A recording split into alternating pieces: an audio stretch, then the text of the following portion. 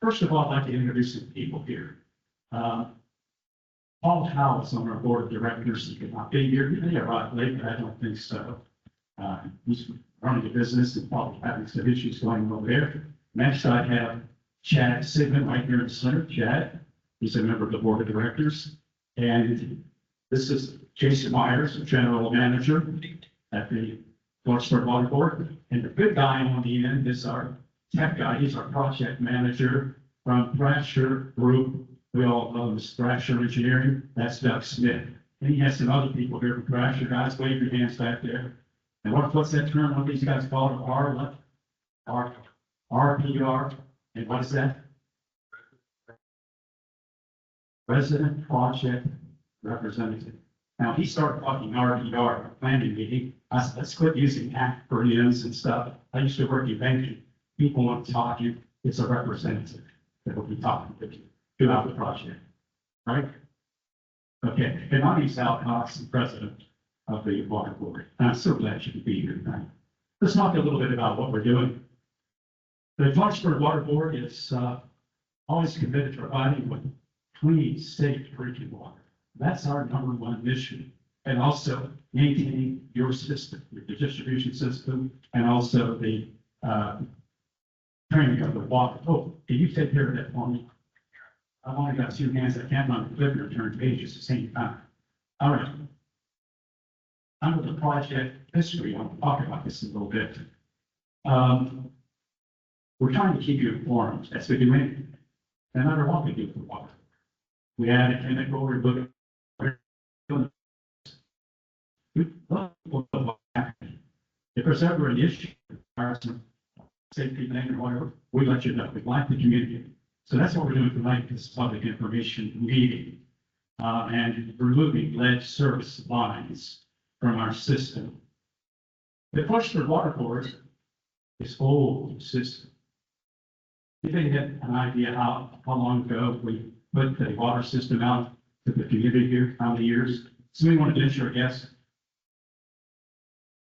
1890s, boy, you were close. Anybody want to fine tune that a little? A little earlier, would you say 1890, right? How about this back in the house? They want to go and want to guess and keep moving. 1887, who did that? Raise your hand. You cheated. Let me tell you something. I'm going to flip this out to you. You like to wear ball caps. It's hard to go on the floor. Okay, 1887, 137 years ago, we've been doing this. Some of these lines we had, the main lines are always out in the streets, and you'll hear about that. So that's when we started doing that. And what we did back in those days, they used a product called a lead service line to pipe. This thing here, what do you think that weighs? 15 pounds, maybe 10 pounds? This is the lead service line. If you'd like to come, I'm going to sit right here, not right now. Oh, man, you want to pick it up and look at it. That's the lead service line. That's what goes into the meter coming from our main line in the street. So we got to remove those. And we were mandated to do that just recently, in 2021. They used this product because it's malleable. You could beat it with a hammer, you could bend it and everything, it wouldn't crack or break. That's why they used it back then. It's state of the art. But remember, they removed lead from paint. You couldn't have paint anymore with lead in it. We got around to these lead service lines. They don't want lead in line. And so we don't have lead in the water. It's never happened. The water comes out of the Clarksburg Water Board. There's no lead in it at all. There may be an isolated case. It's like buying, I say, like buying a car. You can get a lemon. Got a bad part.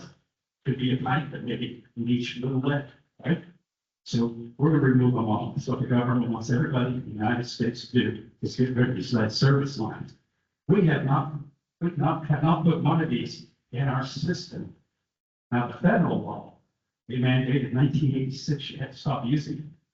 We didn't use them after the mid-50s. We haven't used these for 70 years.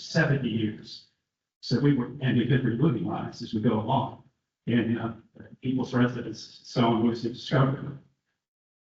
But you see what the lead line is? However, as the health risks have been identified with lead exposure, the use of these lines, we've had to stop doing that. We haven't done it for a long time. So now we've been asked to reevaluate and optimize our corrosion control program. What that is, when that inside the pipes, it gets corrosive, and that's where it breaks off. So it's corrosion control is how we're addressing this.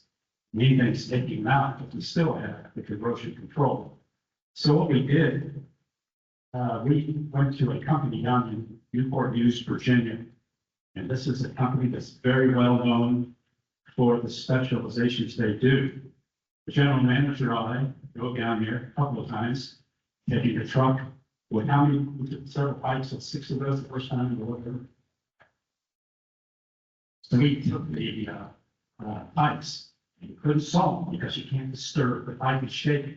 So they had to crimp it to keep the water inside. So the scientists could take care of that, measure lead, and so on. We also took buckets, 5 gallons of buckets down on a bunch of them, so they could use that to do testing with the chemicals, whatever they could do that they use around the country to come up with the optimal way to treat our water to prevent that leaching, leaking of lead. It took about 1.5 years. We made a couple of trips down there, drive down in the morning, drive back that night. That's a long trip, right? But we had a great time doing it. So what happened, they came up with a program which involved putting in orthophosphate. Now, orthophosphate is it's an additive that I'll bet you everybody in this room has either drank or has eaten something with orthophosphate in it sometime. If you drink soda pop, many of them contain orthophosphate. The city of Morgantown and Paramount both have been using orthophosphate for a long time. The trick was just getting the amounts to introduce at the plant to put into the system, like we do with other things we put in the water. And they finally, after 1.5 years of testing and so on, we got permission of the federal government and state health authorities to let's introduce it. We put it into the system. How did it work, Mr. Manager? How did it work with it? It was just unbelievable how immediate. We were concerned. What's it? How much is it going to take to get from our plant clear out to Shinston, not Shinston, we'll use some Shinston. We clear out and beyond the landscape. We feed 96% of the county gets our water. We get further away from the plant. How did it affect? It was amazing how this stuff works. But we still have to take those lines out. And that's what we're doing right now. You look at my head, you probably had, but we've got approval for that. Also, one of the nice things about this was so successful with doing it. How many people here had a pitcher delivered to your house with filters? See, a lot of you did. And we did that because, you know, when this thing started, where are the pipes that are underground? Do you think in 1887 and 1920 they had computers to plot and record all this stuff? We had to get the whole files out and go through paperwork to read service reports where our people would go out, would check a leak or make a repair or whatever, and they would report on the card many times that this house has, you know, a galvanized line or there's a lead line feeding the house and so on. So we got a bunch of people together to go through paperwork. And we did all kinds of testing and so on, actually digging right down by the meter pit on both sides to see what kind of lines were there, what kind of pipes were there, and recording it. And there was some predictive modeling we used. Took a long time to do that, and I'll show that here in just a little bit. But we went through that, and then we had to develop what they call an inventory. We had to report to the federal government, what do we have underground? And it took a while to get this. And you can see up here, this is service line material. You can see on the left the different types of lines, cast iron, copper, ductile iron, galvanized lead, pipe, plastic, and so on. And there's some other ones that were condemned. We had 10 of them were demolished. 2 people had no service. It came down to 8,526 meters that we served directly from Clarksburg. We don't do anything in the surrounding communities like Methodist, Bridgeport, so on.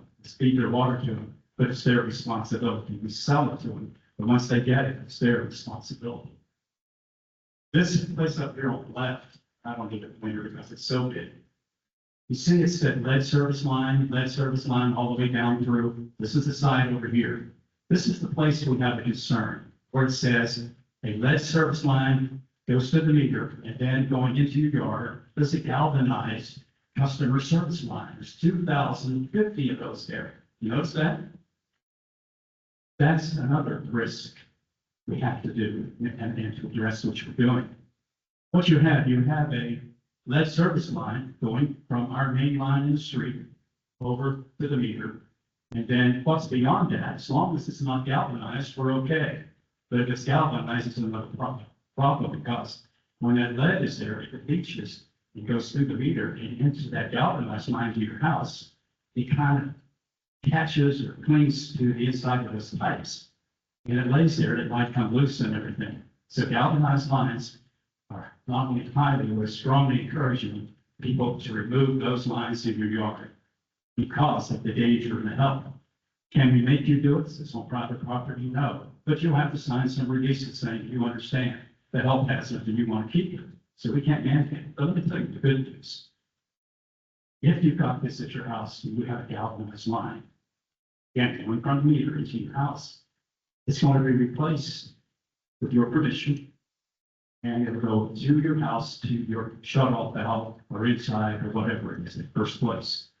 The good news is we're going to pay for it. We're going to reimburse it. The city will have a list to be published of plumbers who are certified and they have the skills to do this and they will be inspected. And then what will happen once this is done, you get the bill to us, first week, and right back to shipping. We'll try to do this all the time when we're there doing all this other work, service lines and so on, and since we have people available. But now say if you say, well, I'm going to think about it. You can think about it for maybe a day or two, because we're moving on. We can't say somebody comes along a year later and says, hey, I want to do that, I want you to pay for it. We won't do that. We can't.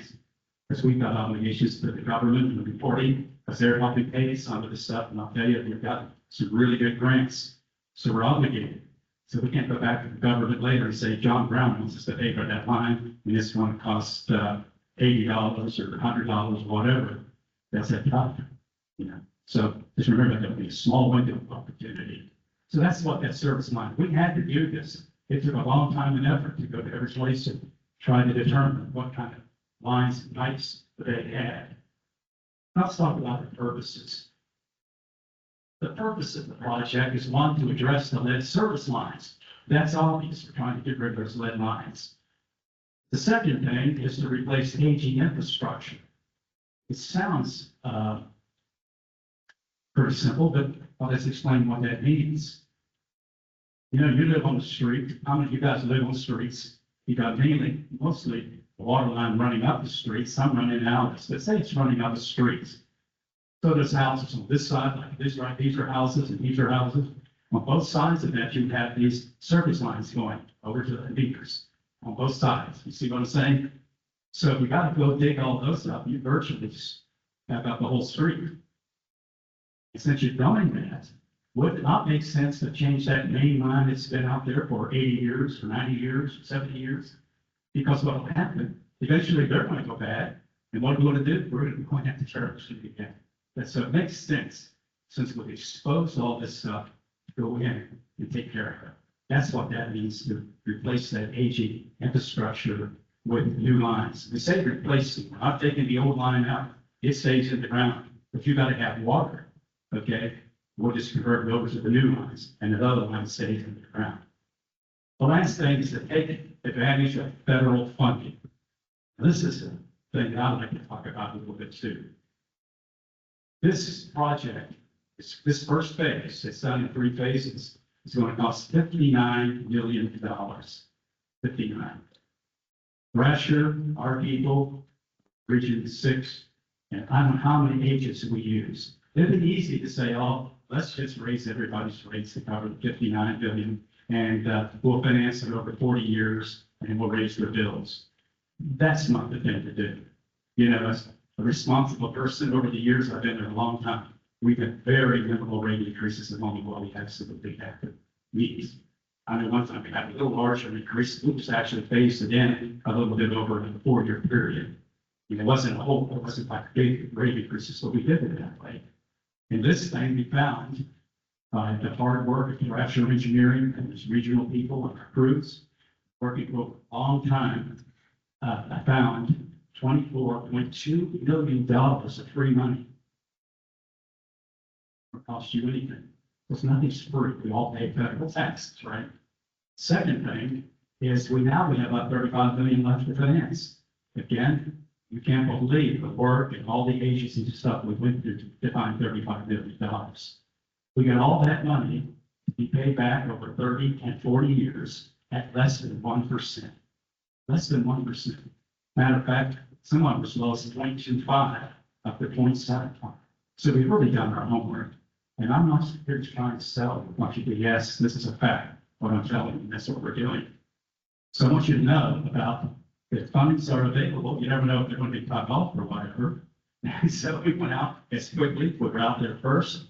We're the first city in the state of West Virginia to get this thing rolling. Salem's now joined in. And all this stuff of inventory and finding what's underground, cities all across the United States are mandated to report to the federal government how many lead service lines should you have? What do you have? What do you do about it? Right, Duff? That's what's going on right now. So that's what we did there. Let's get to the big picture. This is a multi-year process. This could take, what do we have, about a 10-year window for the whole thing? And this first project could be 3 or 4 years, this first phase. So you've got a lot of streets, narrow streets, and so on. So it's a multi-year process. It's being completed in 3 phases. Phase 1 is what we're talking about tonight. And it'll eventually touch all parts of the city of Clarksburg and our direct customers. I'm sure there's some places that are right outside the city that have our lines that we service directly, and we have to take care of them. But other municipalities and so on, that's not our responsibility. So this phase 1 will cover Staley, you know where that is, all the neighborhoods. Northview, all the neighborhoods, all the streets. Main and Pike Street. Now, this is not the side streets going all like 2nd, 3rd, 4th, and all those places. This is just 2 streets. We're going to replace our lines, main lines and lead lines, all the way from Wendy's on Main Street clear out to Hardee's. Coming the other way from Wendy's on Pike Street all the way out to Menards. Big project. Now, here's the rub. We weren't going to do that in phase 1. But then we found out the Department of Highways is coming on those streets in October, September, sometime in the fall, coming up next year. They're going to be repaving those streets. Now think about that. If they were doing that, we were going to do this in another phase. What we have to do? We'd have to go and tear that street up again. It doesn't make sense. So we have 4 contractors taking care of these different projects.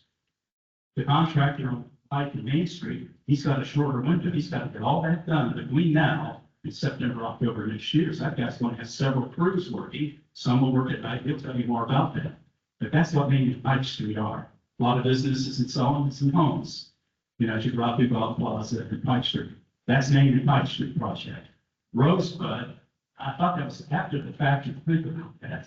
And a lot of people say Rosebud, they think, oh, we're going to do Rosebud Plaza, Hill and Dale, the trade court and all that. No. This is just a single road out by Rosebud that will go from there near Village, there's a Village Square, what they call it, Conference Center, out past the Armory. Well, we commonly know local people in the years, the Armory Road. So that road, that single road, has got to have a new main line, some work on. And the last one is Chestnut Hills. That's the one that gives you the most problems. Because if you call Staley to North you think we're going to do all of Chestnut Hills. That'll be in a future project. What we have here, we're putting in a new line across Kramer Drive, okay, from off Chestnut Street, Kramer Drive, and then across Kramer, then up through one of our right of ways, up by the Y, below the Y, at the top of Lounsville. That's what that project is. Last but not least, the reason we're doing this is to get rid of the lead lines, to improve our system, which will be important to our future success of the system and our ability to provide modern infrastructure, economic development of communities, and the availability to add more customers. Our plant's very nicely designed. We produce a lot more water, but we also got to get it out to you folks if we really safe, clean drinking water. And let me see, was that my ending remark here? This is where I was saying, let me take a look. I think that's kind of it, folks. That's my thing. I just want to give you kind of a generalization of the picture. Before I forget, all of us up here, I wish you all Merry Christmas. I forget to do that because it's coming up right now. This gentleman here is Duff Smith. He's our project manager for this from Thrasher Engineering. He's going to go through the rest of the slides with more specific information, and then we can answer any questions you have and get you out of here. All right, here we go. Duff? Thank you, Al. So what is our timeline for getting this work done? Bids have already been put out, loans are closed on, so we're ready to roll. And so, in general speaking, all 4 projects will start within the next 2 months.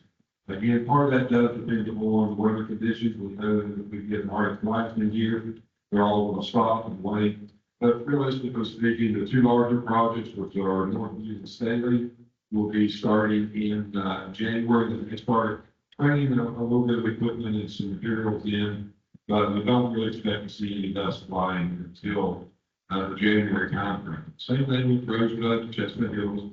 That's got a 1-year time period. So January to December, basically. Backing up, Northview and Staley.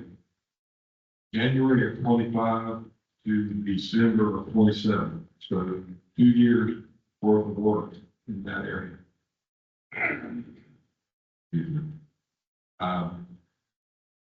If you look at we'll look at some maps here in a minute, you'll see it's a pretty extensive amount of work in those 2. And spoke about pipe money is from January to October, because we want to get done in time for the DOH to be able to do their paving. Now, do not cut it down and shoot me if they don't start paving in October, because depending on their schedule, their availability, it might be the following spring before they actually get hooked. It will not be gravel. We will be putting back base course over top of, so there will be asphalt for everybody to drive over. But by only putting down the base course and not putting down the finished final coat and all the super duper paving, you are saving somewhere between $1.5 to $2 million on this project. So the DOH will do that. Again, trying to watch our dollars and pennies on this project for you guys, so we keep your rates as low as possible. So, flip real quick through their project maps. Again, at the Northview area, you can see it encompasses almost the entire Northview area. A lot of work there. Down here in Staley as well. And then, of course, we got what we're calling the Rosebud area, and then the downtown area. Now, I should mention, in the downtown, what we're talking about, the pipe and main, is actually going to be going the water line and sewer line at the same time. The sewer department, the board was going to do some improvements. We happen to be there also. We got to talking and said, boy, would it make a whole lot more sense if we had one contractor doing all of that work instead of 2 contractors trying to fight over, who's going to be where, coordinating traffic schedules. So all that will be done under 1 contractor, probably 4. So far, it's what people will be using 4 separate crews working in that area. So again, just a little bit in closer look of Staley. You can see this area. What you'll see is the yellow is where the main lines are getting replaced. I'm sorry. The purple lines, on the other hand, are where only the service lines are getting replaced, not the main one. As Al talked, we've got several places where we are putting a bunch of service lines in and have old lines there. Well, that doesn't happen everywhere. It may have been a main line that got replaced 20 years ago, or may only be 3 or 4 service lines there instead of having 10 along that. So not all of them will have their mains, replaced.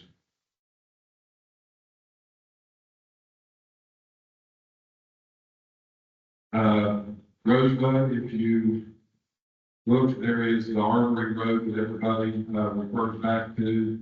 And then over the years, the Kramer Drive and Howard Road. So kind of a little standalone, smaller contract to get that done. There was some, those two were mostly pipes that have been very, very serious problems that we need to get taken care of. So we're going back in this go around as well. Yeah, and it does seem like we've got some development over in the, this area, so we want to be able to accommodate those type of things as well. And again, Northview, same thing, again, purple lines, only getting the service lines replaced, yellow line, getting service line and main lines replaced. And then tonight, again, what we're talking about is, pretty expensive, again, little pipe and main, and generally speaking, for other parties who would be like the pipe, maybe in their one, the large will be, the sewer line as well. And again, I do want to get something back. You can look at, so we have projects 1, 2, and 3, which would be the, Staley, the, piping main, and 3 is the road. 4, which are much thicker contracts, is the downtown stuff, so there'll be maps back there if you got one. Put those open and look at them, they'll give you a little better detail of what's going on in these areas.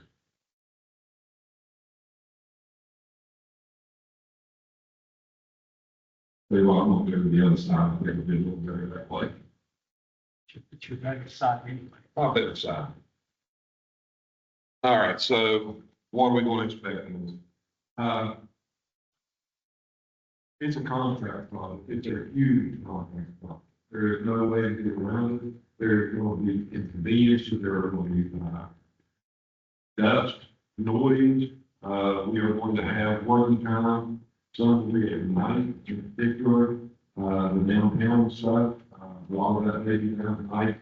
That is, all of it is dictated by the Department of Highways, and they live in the Department of Highways project area, and so they will tell us, well, this particular section, we will work from, 6 in the morning or 6 at night to 6 in the morning, something like that.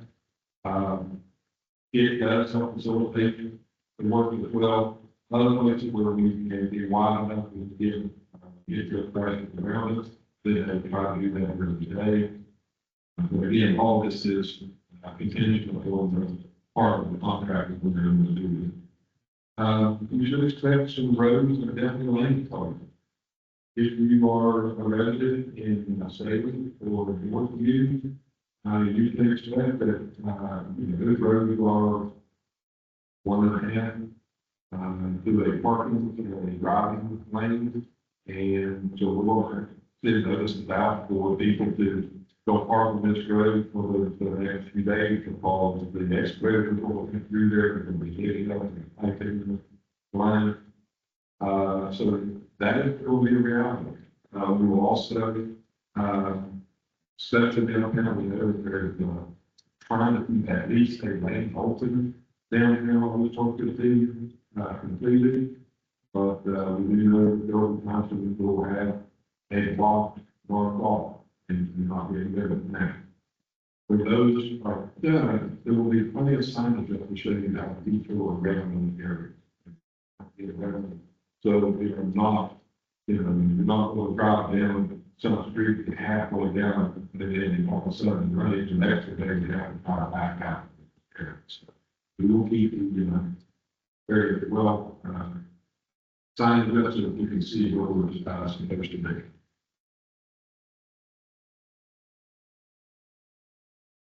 So again, part of the expectations are with the narrow roads, we just don't have a lot of congestion. What are we doing? We will do, we'll talk about a little bit more, but we will talk about how we're going to notify. So it's going to be avoided.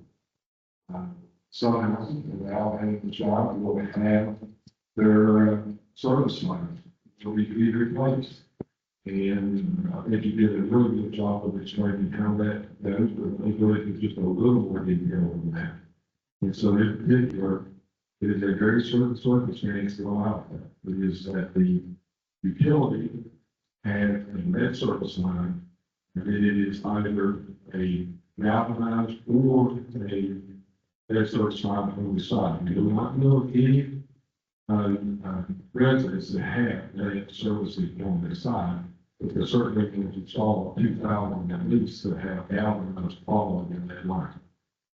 To clarify that, if by chance the utility has a copper line or plastic line on their side, and you have a galvanized line, then that is not available for reimbursement.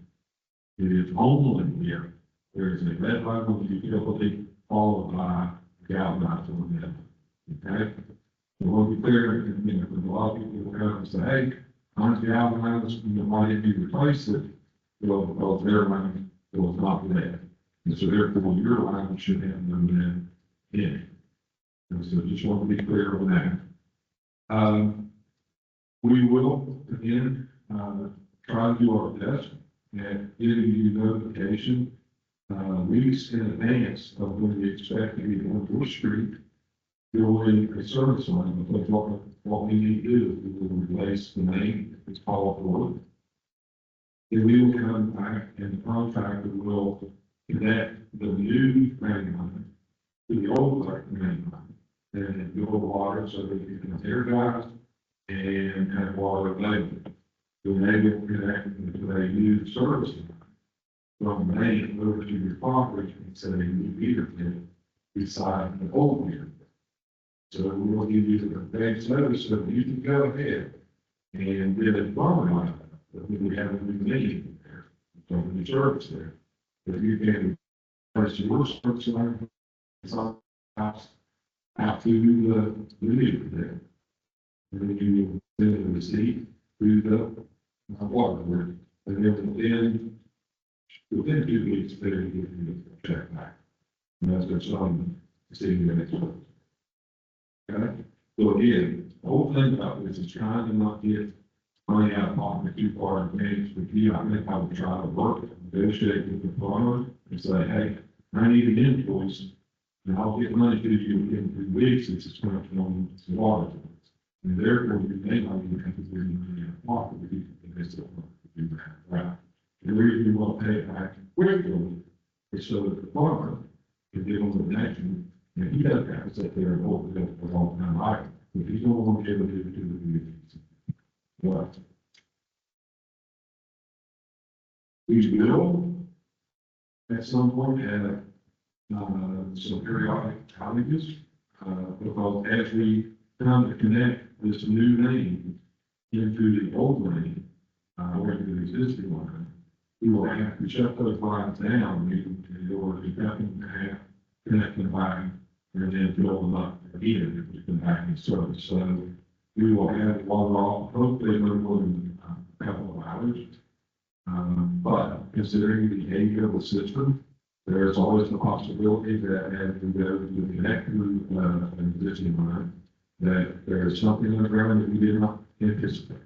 And so they need all the ground, but they will stay there and work until they get it reconnected. So they're not going to come out, disconnect the line and go home and come back the next day. And that's not going to happen. They will stay until they get it back. You know.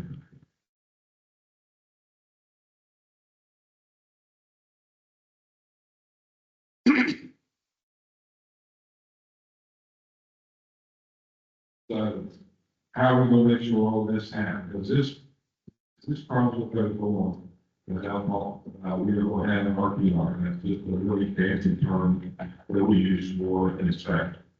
And we will have multiple inspectors out there on the job, watching this construction, make sure that the contractor feels the line where they have the design, and also be there in case there are unforeseen conditions, so that they can call and say, hey, Mr. Engineer, I need to talk here to something happening, there's a problem. And we will talk about here in just a moment. What we're going to do is have a website, Facebook, live phone calls, newspaper updates, mailers, a number of ways that you guys can get in contact with us. So that if there is some issue that you have questions about, you'll figure out updates, you'll be able to go to the website, have that information. Our intention is that we will be a week group. We're hoping to work with the newspaper and have every Friday. Something in the newspaper that says, the next week is working on, like name, between X Street and Y Street. The following week, and then move to this street and this street. So you guys can go, hey, you know, I'm going to stop in the courthouse, but since we got issues, maybe I'll look for the next day or the next week to do that. We really are going to, the website itself should be up in the next month. We're still working on that and all the details. At that time, we'll be able to go to the water board's website. There'll be a lot of links there, and you can click on that and the different sites so you can be specific about the water project as a whole. You're not sitting there trying to, you know, okay, you don't need to go through the building, you need to do this. That website should have its own complaint department for the environment. I'm thinking that it will, I'm not sure, but it should have its own connection that if you've got some issue, you can get a message back to us and it's a problem. I'm the project manager for this. I'm the guy who helps get the money and look at the project as a whole and make sure it fits in with the long-term plan and so forth. I have with me Steve Haynes, who is the project engineer for the project, so he knows very specifically about the parts of the road and what's going on with each of the projects. Also with me, I have Wayne Purpose, who is over all of the inspectors we have at our company. And with him also we have Bobby Henry, who is going to be the guy who is specifically over all the inspectors and the parts of the project. So we will have somewhere between 4, 8, 10, 12 inspectors over all these projects. And he is the guy that you want to call when there's a problem and when you have questions. And so in his name, we want to send that out to you on a future water bill. We'll have it on the website, these lights as well, so that he is the guy when you have problems, he is the man you call.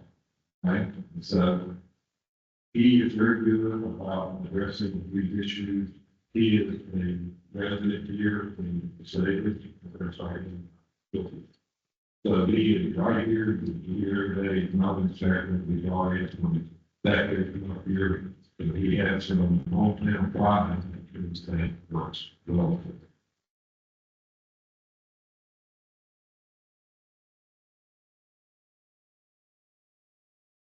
So what are our next steps? Well, our next steps are construction. And we're right there. This is the project that we have been working on for about 2 years, trying to get all the funding, all of the regulatory stuff out. And I talked about the funding. I do want to talk one little bit about that. I will do a great job talking about the two major components of that.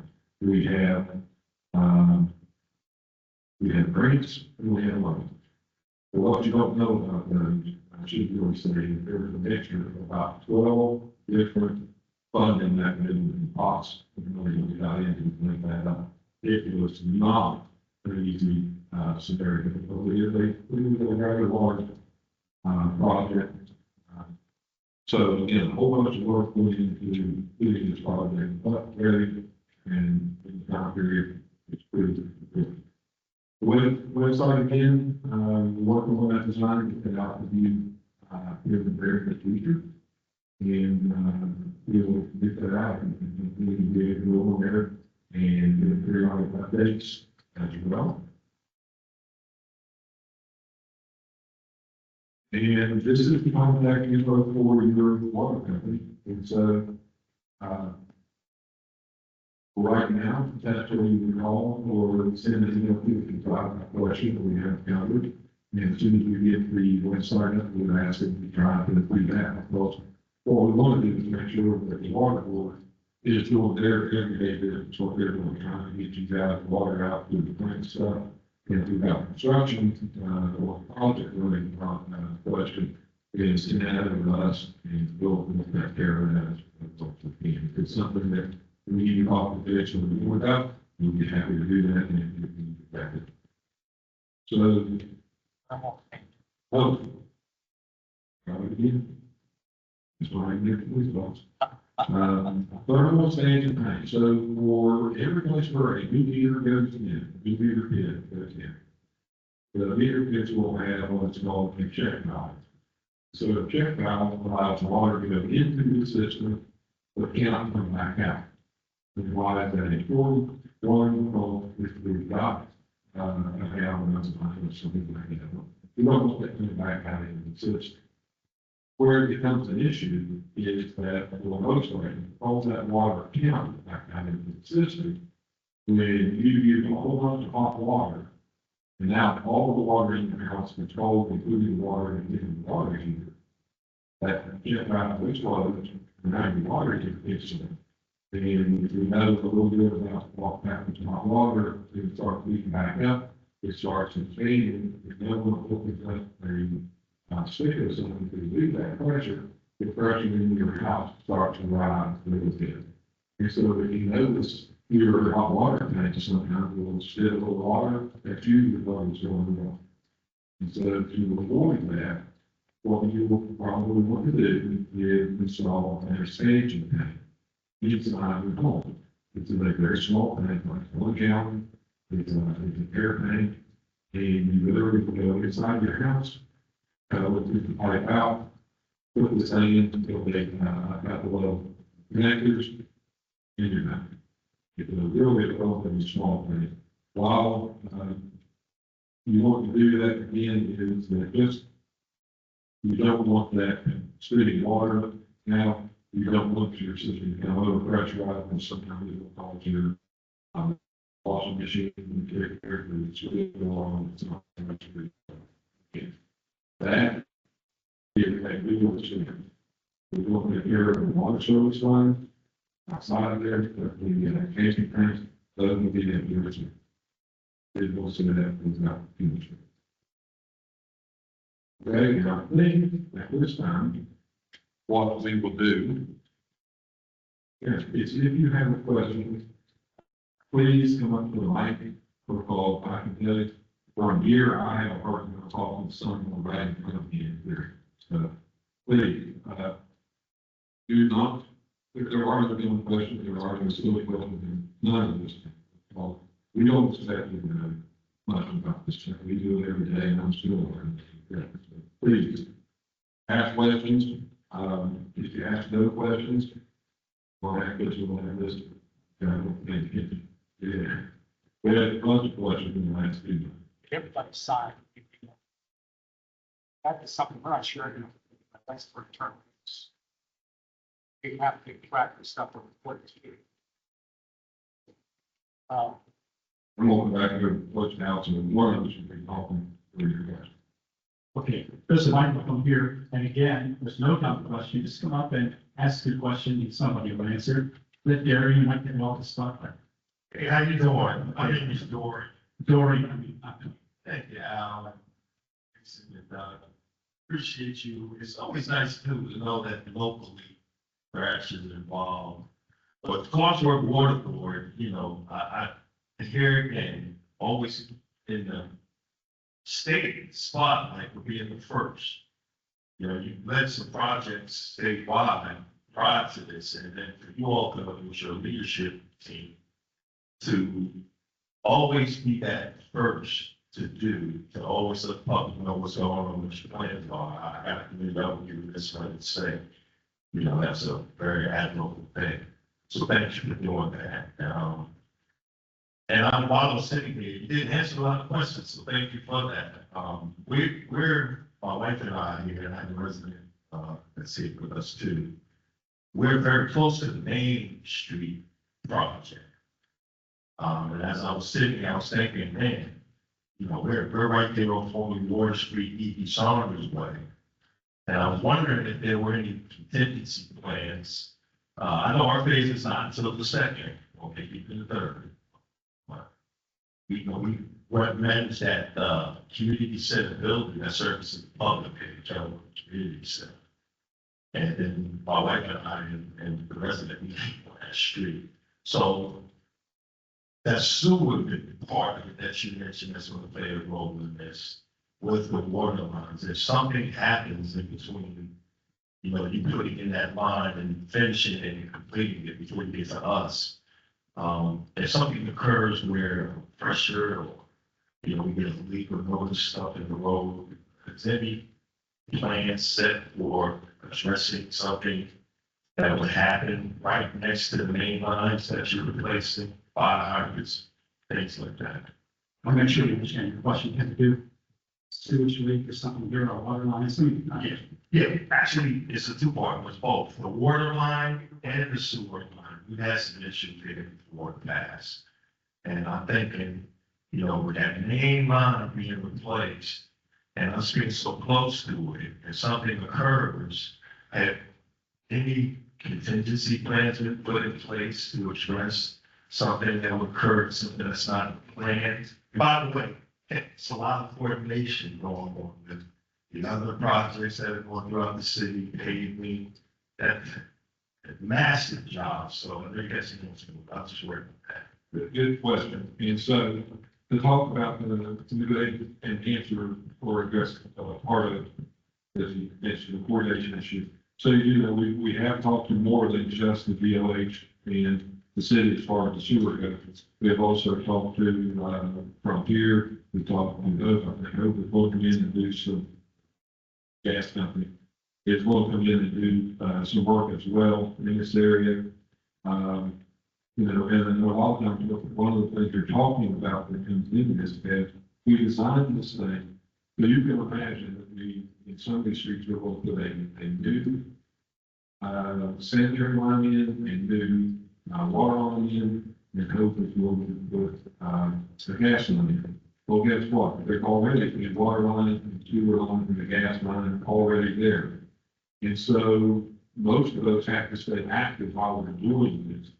And in particular, water lines are very susceptible to not only increased pressure, but the vibrations of stuff going into the silos with close to it. So there is the provision in here that the contractor, and I'll talk about this specifically. So let's just assume this is over here. If the contractor is over here installing the water line, he has an obligation to protect the utility inside. And so if that breaks while he is installing this, he is required, first of all, to contact the utility that broke, whether it is the water or the sewer line, and say, hey, I broke the water line, you want me to fix it while I'm here, or you will bring out a crew to fix it and send the bill. So we do address those in that thing. You might not know this, but the sewage lines are a lot deeper. The sewage lines are way down in the ground, again, the water's up a few feet under the ground. And the gas lines are about the same. Gas lines are typically a couple of feet deep, water lines are about 3 to 4 foot deep on average. Sewer lines run anywhere from 6 foot to 20 foot. Yeah. Dorian, your remarks are much appreciated. We do get a lot of nice remarks about our crews when they go out to people's houses or responding to complaints. One thing I might add is, we're so proud of another thing. We just received a $3.8 million grant in free money. We were not for this project at all. And they just don't do this lightning and pass out money like that. You better be doing a good job. In the summertime, it gets really hot. Heat has an effect on chlorine in our tanks and so on. It could be an unhealthy situation. So we're always out there having to adjust the tank, the water in it, moving things around. But they got state-of-the-art stuff like mixtures and aerators that you can put in the tanks and your clear wells at the plant and all that stuff to mix the water to keep it aerated. And we were one of the 16 cities in the United States selected to have that put in. And then on top of it, we were the second highest gift of that money in the eastern United States. So that sticks well for our water treatment. And a lot of people don't know that.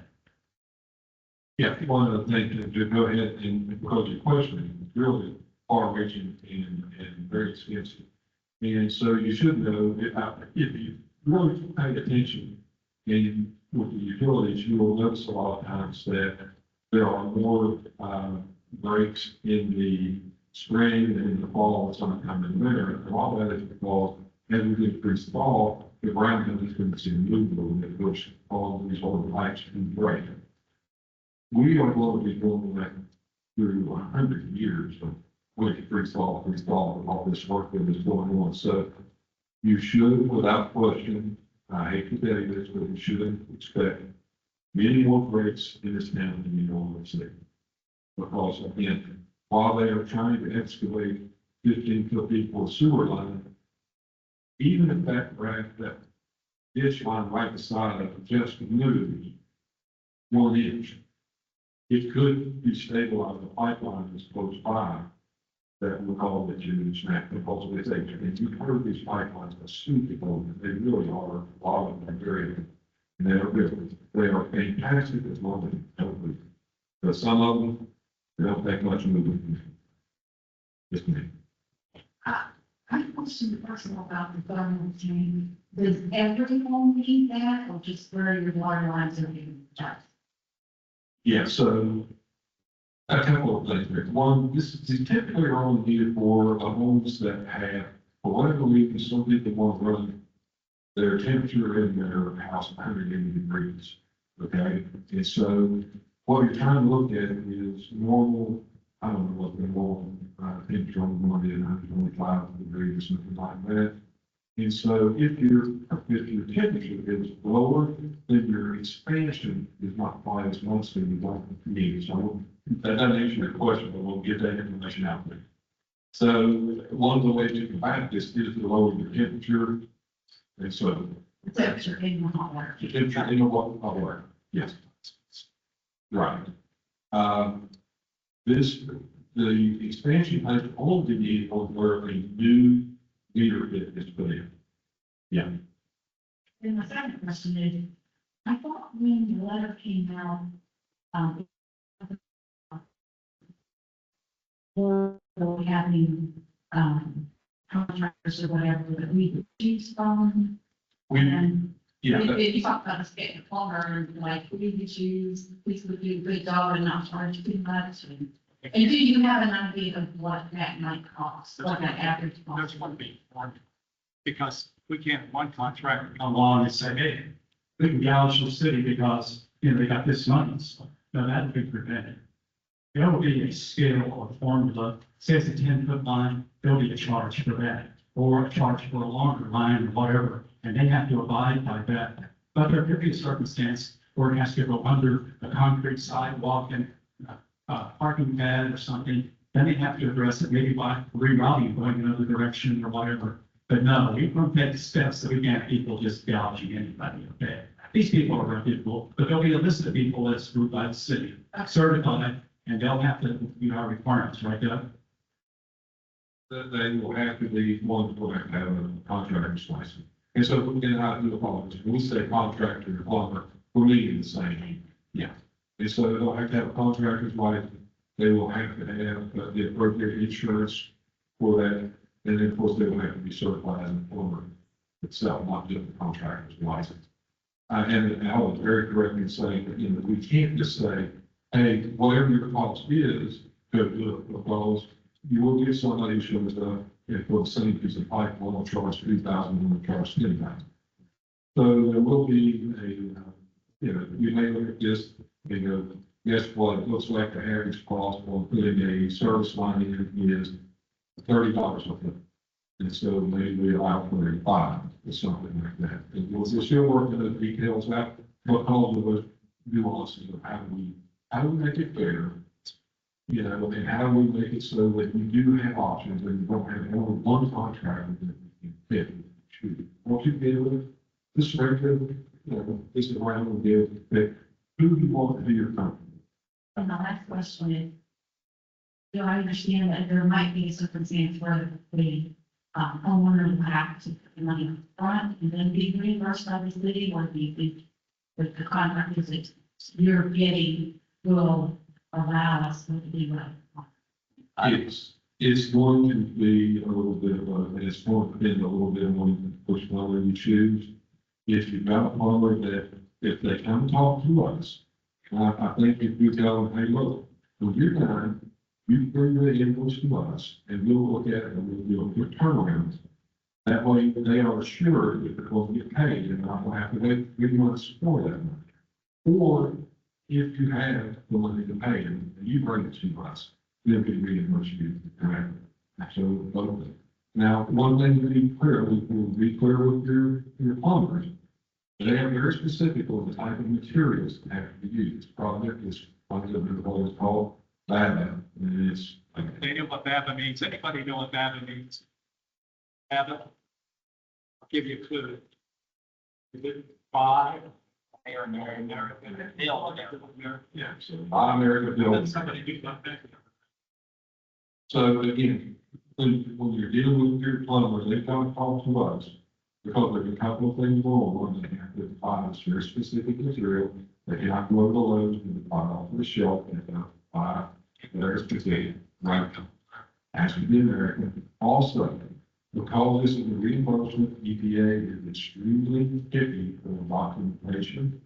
And so we have to know, you can't just put the fire department, hey, I need you to go here and you can do this light codes and do all that and let's get it done. And then I'm not there to see it inspected. You can do that and we'll be good.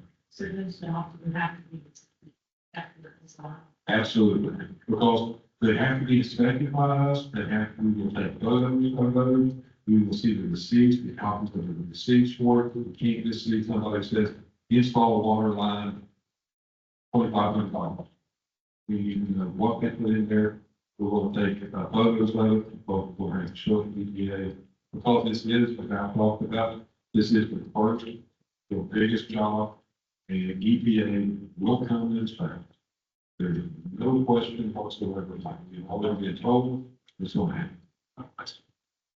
The folks that are among the 2015 people with galvanized, how are they identified? How do you know if one of those is not? Okay. We're going to control better than we did last month. Okay.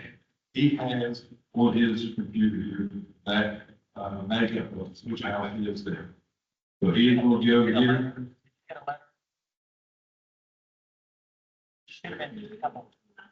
Okay. What happened? Okay, in mid-November, we sent a letter to every customer of the water board, our customers in the city and so on. A letter, and told about a lot of things we discussed tonight. Right at the top of the letter was a headline on what's about. Right below that, it had your street address, mine, like it was 208 Waverly Way. Then right below, it said copper service line. Someone would say red service line. You see what I'm saying? But it's a real small type right at the top. And some people, maybe like I did, I jumped right started reading the letter and didn't read that little thing under there.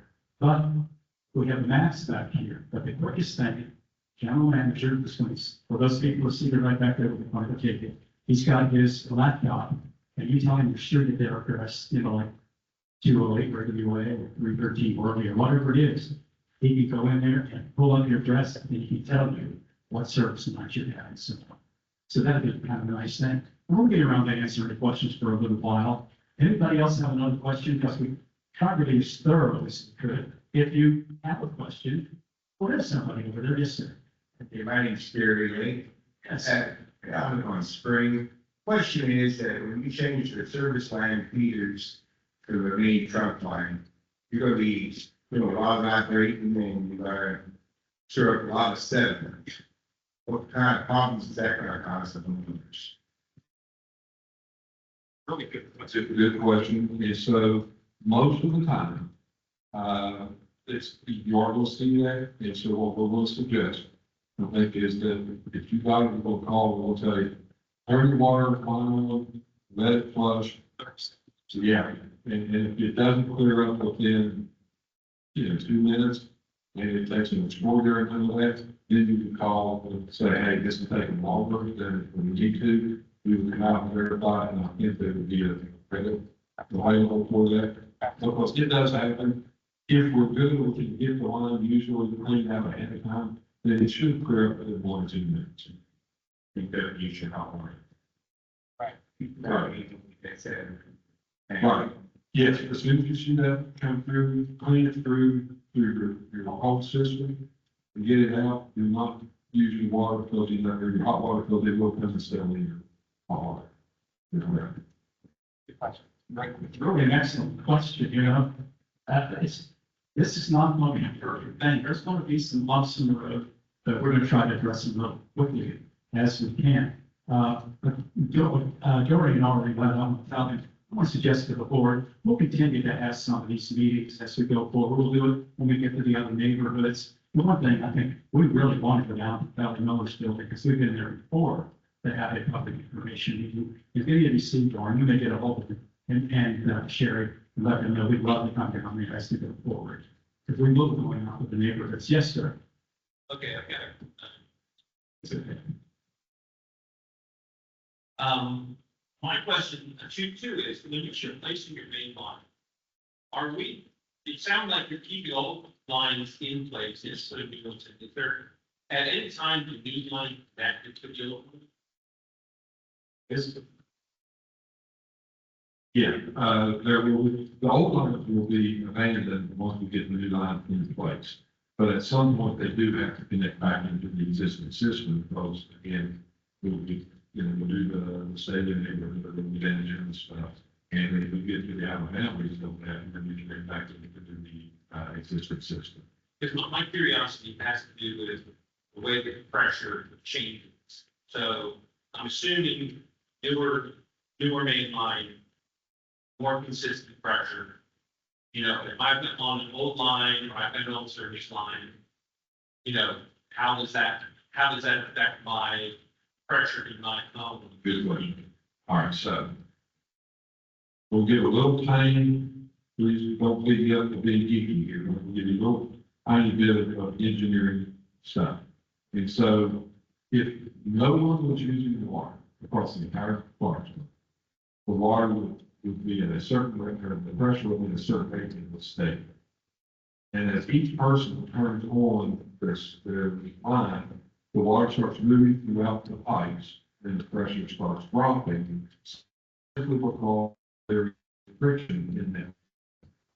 The older pipelines have the percolations in it, so it's trying to flow through there, but it's rough. So it's real easy for it to lose pressure. Think about it, had big sandpaper on the inside, and the pipe going through there, friction. That happened. As we put these new lines in, that inside of that pipe is very slick.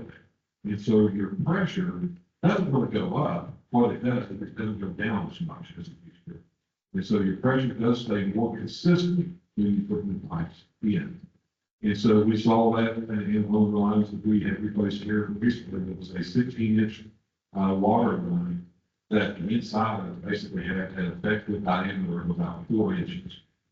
And so when we replaced that and put the new line in, this slip is this goes through it. So what you'll see should not be higher pressure, but it should be a more sustained pressure along the thing. Okay, so then it's in need for. If it doesn't blow up now in the middle of the night, it should not blow up when we're done here, okay? Well, good question, really good question. Anything else? Come on up.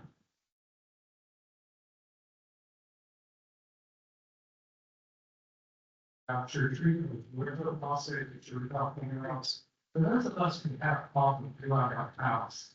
Well, we were having from the 50-50 level since the older homes, when they started that in. Is that for the faucet, that, there's the other ones? Yeah, I'll look at this. Mr. Myers.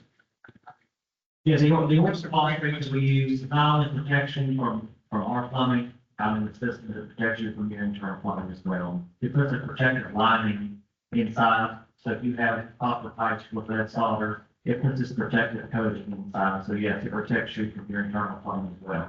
Okay, so when they're lines in there, are they going to be treated also, so you got We will continue, yes, we will continue treating the orthophosphate from now. okay, because otherwise it's going to be washed away. Correct, so we'll probably always use orthophosphate. Okay, thank you. Absolutely, Yeah, great question. yeah, good question. Any other questions, folks? We really appreciate your time. We had some Really great questions tonight. I hope we've answered as many as we could, but as we go to the future, pick up the phone, call the water board, not satisfied, ask to speak to Mr. Myers, the general manager, and get back to you or whatever. We'll have sites available. Our whole key in this thing is communication. There's no be pains, there's no be fuss, like I said. But as long as we can give people notice, as we do this block at a time. We're not going to get half a block and go over here this part of the town. They'll be done uniformly, block at a time. And there'll be plenty of notice. And there'll be some special needs. And we're going to do everything with the contractors and the water board and so on to minimize anything and help with it. Because we've already been working with the school board for the school buses, emergency services. And as we identify special needs to work with those people like County Nutrition, who delivers meals. We've got the block shut down, now they're going to get in. And so we're going to, it's not a very easy task to do this. There's a lot of planning, right, Chad? What do you think? You want to say anything tonight? Come over here, bud. I don't have anything that can resolve. It's not part of the. I was just gonna talk about, it's the contractors, will be the ones who are deciding what roads that they'll be starting at, and that can explain the reason why I'm not the, Jennifer. Okay, I got some points to make, Chad. Mr. Professional, what do you say about that? Good question. So the way contracts work is we basically say, contractor, hey, you are going to do, you have been going to do the building, work here. Now, I cannot go in and tell him you will do this street, this street, this street, this street. What we do is we sit down and we go, okay, what's your schedule for what we work? And he may say, I'm going to have 4 different, crews out here. And I'm going to start with one in this corner, and I'm going to start a second one down here, and the third one here, and the fourth one over here. And we're generally going to work this way. And then he might say, hey, guess what? During Thanksgiving, or when everybody's out here hunting, I'm going to go down to 2 crews, one going to work here and here, those type of things. And so what we are going to do is, as we get that information, then we're going to put it up on the website again, so you'll be able to follow it where it's going to be. However, we do have the ability to kind of strong on a little bit and say, look, you can't work on this street, skip a street, work this street, skip a street, and work this street. Unless he has a really good reason for that, such as, it might be that, hey, look, I can get this done, and this done, and then we can do all of our connections through the existing all on the same day. If we need fewer shutdowns, we might do it this way. So there will have to be a real good reason to do that, but for the most part, we have been able to start at one location, work through that, start with another location, work through that. So we'll try to keep that, again, as much as we can out in the place, and you guys know. But great question.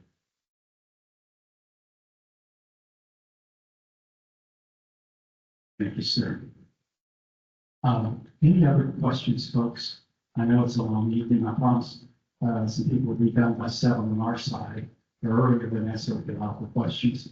And it's kind of nasty out there. It's cold. And we all stay safe, dry, whatever. If you have any questions, always reach out to us. You'll never find a more compassionate manager than this guy right here. We do everything we can for our people to accommodate your needs. And again, I want to thank you all for coming honestly tonight. Wish you a Merry Christmas. We have the maps, we've got some people with Thrasher there to help you. Right at the back of this section right here, right along in there. Jason will have his laptop. You want to find out about your house, come over. He can put your address in and tell you some things right away. And the other thing, I'm going to bring this pipe out. This is what they call basic process. Oh, it's a problem. Man, this is heavy. I just want you to see what it's like. We cut these out of the ground and they're first speaking. And believe that could cause a problem. Just maybe a piece of pipe somewhere. And honestly, it's not ours to let service line cause the problems. Solder, lead in it, or some other issue. So anyway, we thank you all for coming. We'll be around for just a few minutes or whatever, how long it takes. Thank you again. Thank you guys. Thank you.